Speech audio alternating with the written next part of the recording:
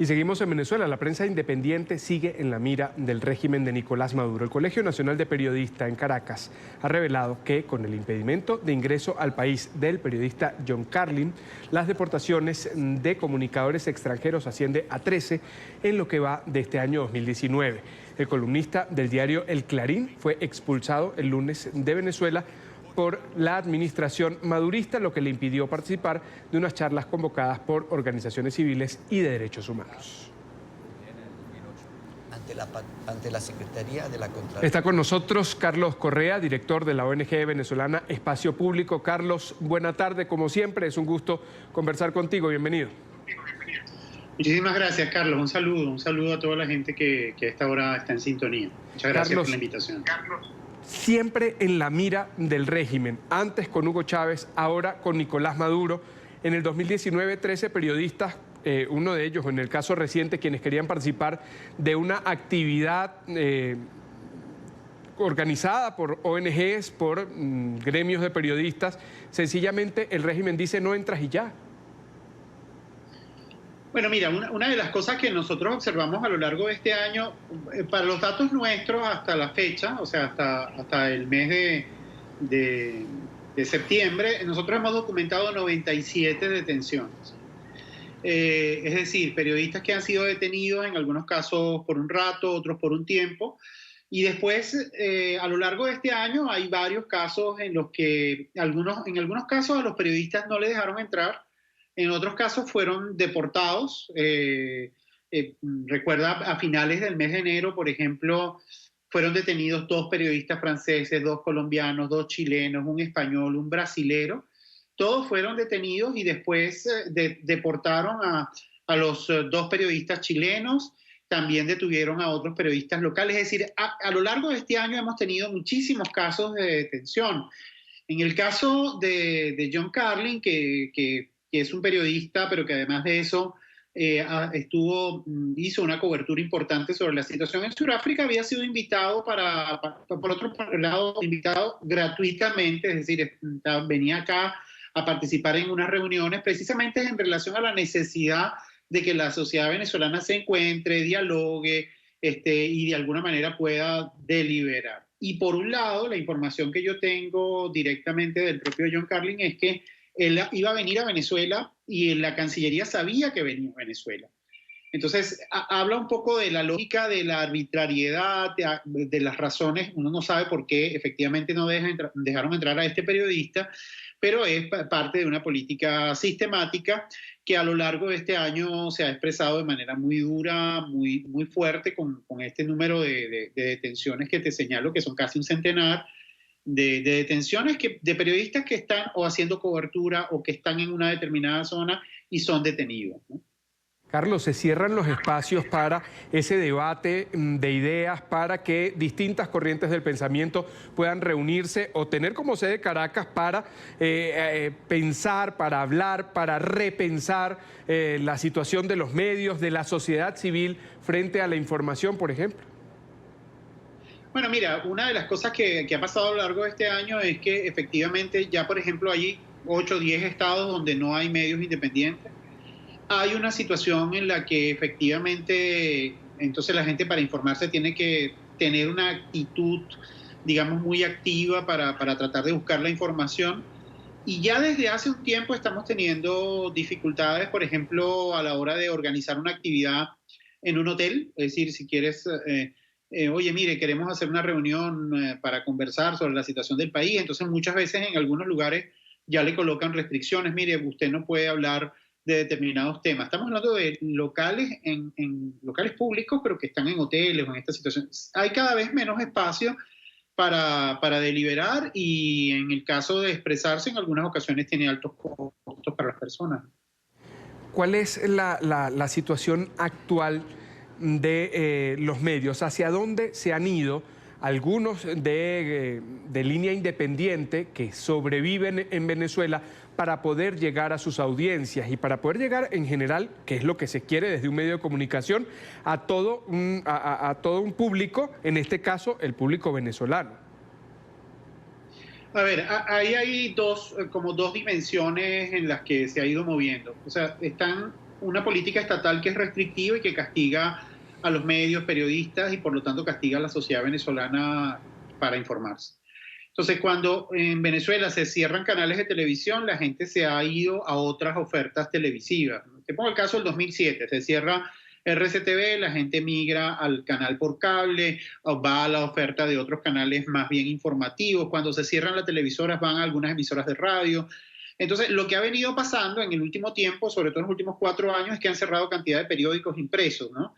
Entonces, la radio tiene muy pocos espacios, la televisión es muy difícil encontrar ofertas de televisión donde uno pueda acceder libremente y ver noticias con tratamiento periodístico. Este canal no se puede ver en Venezuela. Este canal es un canal que se veía a través de las cableoperadoras y no se puede ver desde el 2004, desde el 2014, desde el 2017 no se puede ver CNN en español. Es decir, todos los canales de carácter informativo que hacían cobertura sobre Venezuela están restringidos. En este momento, ¿dónde está el refugio informativo de la gente? Las redes sociales, las plataformas de algunos medios impresos que se han transformado en plataformas basadas en web y también algunas emisoras de radio. Algunas emisoras de radio se han convertido en plataformas basadas en web, por supuesto con menos alcance, con más dificultades y que implica que también la sociedad que se informe a otros sectores de la sociedad que tienen más límites. Es un ecosistema muy restringido, muy limitado para que circule libremente la información. Carlos, hay otra realidad, y es que si bien las plataformas digitales son una opción, no hay luz en Venezuela. El servicio de Internet cada vez es más lento y más restringido, pues si no hay luz, no hay tampoco un servicio de Internet ni móvil ni fijo. Más caro, es decir, cuando tú revisas, por ejemplo, cómo la gente, cómo se accede la gente a ver las noticias de las plataformas web, más del 70-80% de las personas utilizan sus teléfonos celulares.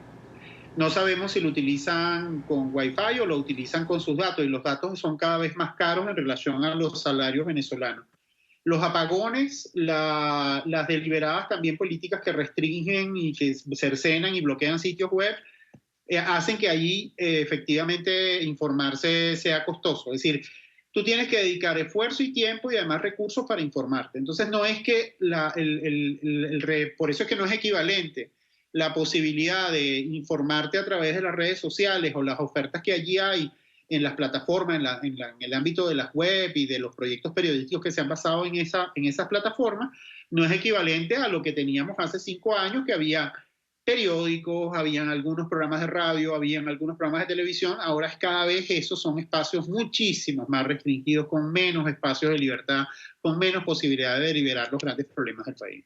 Si nosotros vamos a la televisión, por ejemplo, ¿tienen ustedes documentado ese balance de cuánto acceso tiene, por citar parte de la situación política de Venezuela, la Asamblea Nacional como organismo del Estado, el gobierno interino que dirige Juan Guaidó, frente a las noticias o la propaganda del régimen de Venezuela? A ver, mira, desde que empezó todo este proyecto político han cerrado 15 televisoras, ¿no? Estamos hablando de 15 televisoras, incluyendo los canales internacionales. Por ejemplo, Juan Guaidó, que es el presidente de la Asamblea Nacional y que de alguna manera dice y se es reconocido como presidente legítimo de Venezuela por un número importante de países, nunca ha sido entrevistado en la televisión abierta en Venezuela, nunca. No ha sido entrevistado en ninguna radio venezolana.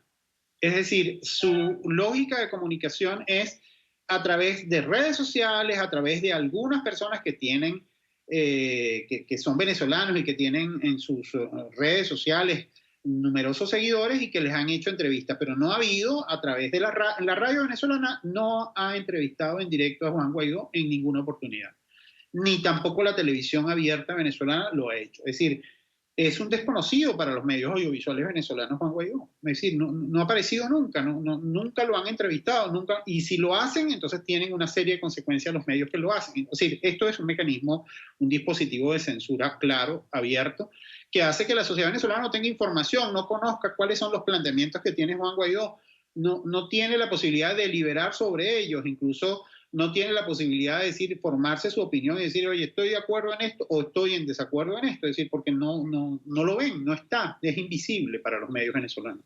¿De quién es la responsabilidad, Carlos? Y esto te lo pregunto para que lo entiendan nuestros televidentes en América Latina. Una persona que dirige un poder del Estado, una persona que dirige un proyecto político que es seguido por gran cantidad de ciudadanos a ver de las actividades de calle que nosotros, al menos en este canal, registramos.